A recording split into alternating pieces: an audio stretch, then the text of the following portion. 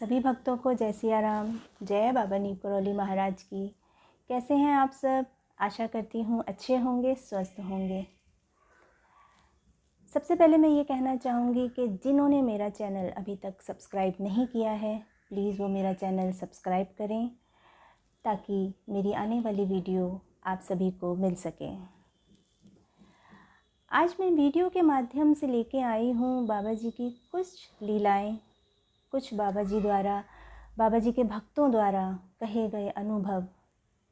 एक छोटी सी कोशिश मैंने की है कि मैं कुछ अनुभव आप तक पहुंचा सकूं।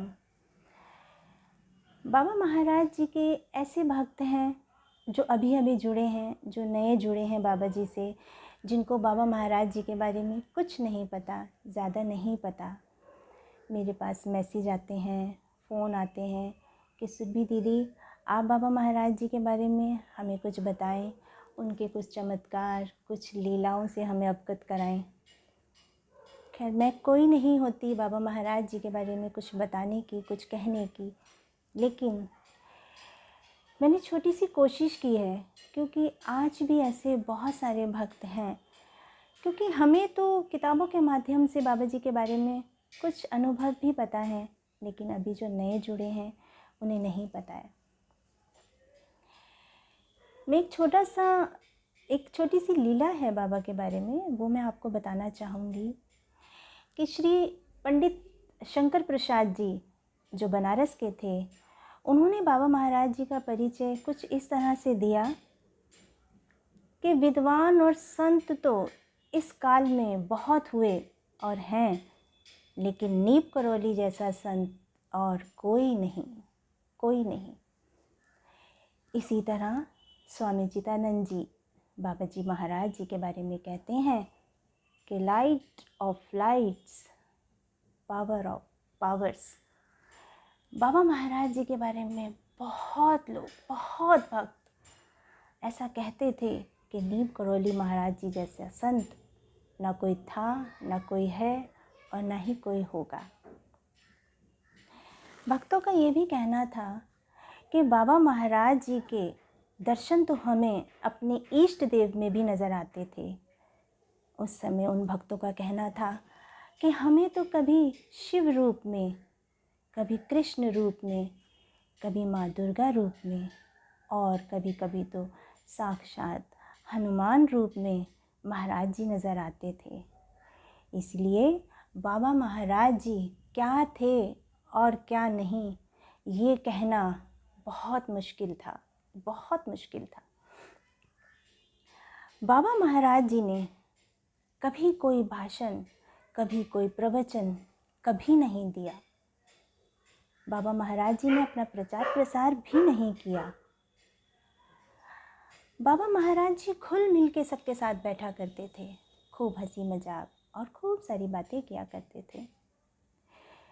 जब कभी बाबा महाराज जी को ऐसा लगता था कि ये व्यक्ति मेरे बारे में कुछ जानना चाहता है, ये कुछ पूछने वाला है, तो बाबा महाराज जी ऐसी कोई लीला करते थे कि उस व्यक्ति के दिमाग को बाबा जी ऐसा कर देते थे और ऐसा पर्दा डाल देते थे कि ना तो वो कुछ कह पाता था, ना पूछ पाता था, कुछ भी नहीं कर पाता था। क्योंकि बाबा महाराज जी अपने बारे में नहीं बताना चाहते थे, अपनी शक्तियों के बारे में नहीं बताना चाहते थे। क्योंकि बाबा महाराज जी को ये लगता था कि अगर मेरे बारे में कोई जान गया तो ये दुनिया, ये लोग मेरे रोम रोम को नोच कर तावीज़ बना डालेंगे। बाबा महाराज जी कभी किसी को ज़्यादा समय के लिए अपने पास नहीं बिठाया करते थे। उनका कहना था कि आओ, खाओ और जाओ। बाबा जी कहते थे, दीन बंधु दीनानाथ, मेरी डोरी तेरे हाथ। बाबा महाराज जी कभी भी किसी भी भक्त के घर ऐसे ही चले जाया करते थे, और जब वो जाते थे तो घर में ऐसा माहौल बना देते थे कि जैसे एक घर का मुखिया बच्चों के बीच में बैठता है और बातें करता है। बाबा महाराज जी इसी तरह से बैठा करते थे और उस घर की समस्याएं, दुख, परेशानी उनसे पूछा करते थे और बातों ही बातों में ऐसी लीला रचते थे, ऐसी लीला रचते थे कि उन समस्याओं का समाधान भी हो जाता था और वो समस्या भी ख़त्म हो जाती थी। भक्त तो ये भी बताते हैं कि बाबा महाराज जी को कब क्रोध और गुस्सा आ जाए कुछ पता नहीं चलता था।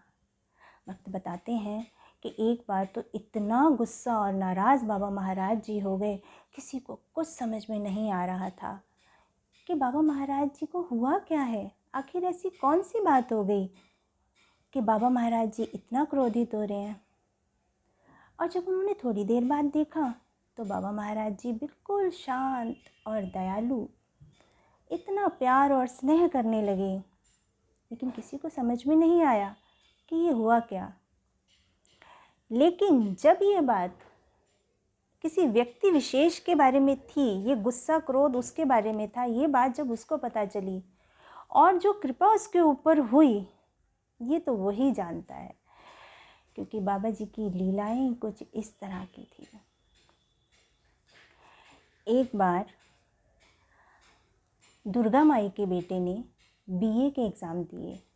एग्ज़ाम देने के बाद उसको ये लगने लगा कि कहीं मैं फ़ेल ना हो जाऊं, मेरा रिज़ल्ट कहीं ऐसा ना आए कि मैं असफल हो जाऊं, मैं फ़ेल हो जाऊं। अब क्या था, दुर्गा माई चली कैची धाम आश्रम और बाबा महाराज जी से बोली, बाबा जी क्या बेटा मेरा पास होगा या फ़ेल होगा। तो बाबा महाराज जी सबके साथ बैठे हुए थे। बाबा महाराज जी बहुत ज़ोर से हंसे और बोले, जा पास होगा तेरा लड़का और बैंक में नौकरी भी मिलेगी उसे, बैंक में नौकरी भी करेगा, बिना साल गवाए तेरा लड़का उत्तीर्ण होगा और बैंक में नौकरी करेगा। और ऐसा ही हुआ। ऐसे थे बाबा जी की लीलाएं और चमत्कार। एक बार उत्तर प्रदेश के भूतपूर्व मंत्री रावत जी, जब उनको पता चला कि बाबा महाराज जी आगरा आ रहे हैं, तो वह लखनऊ से बाबा महाराज जी से मिलने आगरा आए। और जैसे ही उन्होंने बाबा महाराज जी को चरण स्पर्श किया, बाबा जी तुरंत बोले, कहाँ था, क्या बात हुई तेरी लाल बहादुर शास्त्री और पंत से, उन्होंने तेरी बात नहीं मानी, जा परसों मान जाएंगे। अब ये बात सुन के वो बड़े अचंभित हुए कि इतनी गुप्त बातें महाराज जी को कैसे पता, ये तो बातें किसी को पता ही नहीं होती। खैर उन्होंने उस वक्त बाबा जी को ये नहीं जताया कि हाँ, वो हैरान है इस बात को सुन के कि आपको ये बात कैसे पता। और जब अगली बैठक हुई तो जाते ही लाल बहादुर शास्त्री जी और पंत जी ने उनकी बात एक ही बार में मान ली।